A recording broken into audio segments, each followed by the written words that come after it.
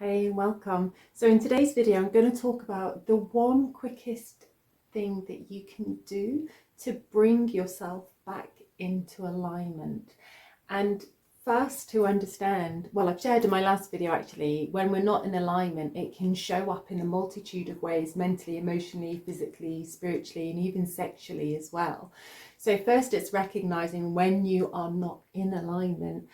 So that could be negative thoughts, negative feelings in the body, not happy in relationships, not happy in your job, in your friendships, that kind of thing.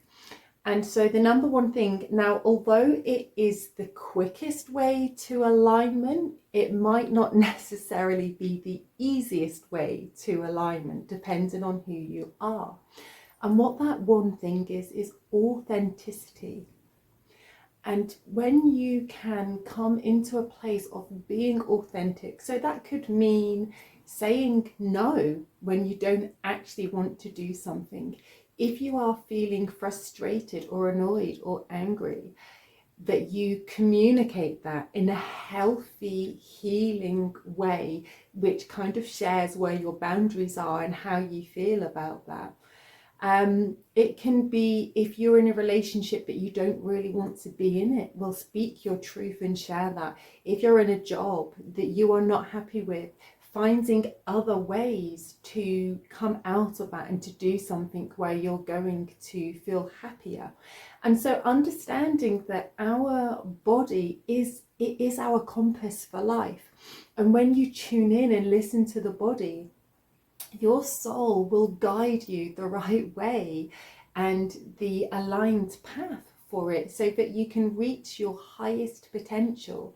So it can take some time to build that, and there are other ways where we can come into alignment. We can work on reprogramming ourselves when we sleep at night and either record something or listen to something. We can read books, but actually what I found in the past 8-9 years, that the thing that keeps me most aligned is authenticity. And so it can be tricky in times, for example, of speaking your truth in a way that is not putting somebody else down, that's not harming somebody else's emotional needs and their heart and their space. So there is about finding a way of expressing your truth in a healthy way. And also, as I said, that you can read books and you can do reprogramming. However, it can take longer. And so although we are always going to have things that come up where we feel out of alignment, so for example, where we're feeling frustrated or angry or sad, but that is our soul trying to communicate to us, hey, something's up here. This is a mirror where I'm showing you where you need to heal. This is something that, like, this is the shadow. And as Jung said, in the shadow is the gold. So when we pay attention to those negative feelings inside of us and we go into them rather than trying to ignore them, we actually can find the gold, as Jung said. And we can find the lesson, we can find the growth. And with that comes the alignment back onto the path of the soul. And so if you spend your days constantly thinking negative things, or if you're just not feeling happy, or you're frequently like taken off balance by external sources, then it's about, when those things come up for you, taking a breath and just asking yourself, what's the one thing that I could say or do right now that is authentic? And even there can be awkwardness in the moment, but it passes. And you will know always when you are in alignment, because there is that balance of feeling joy, feeling happy, feeling love, but also there's a feeling of expansion where you just feel amazing and on top of the world.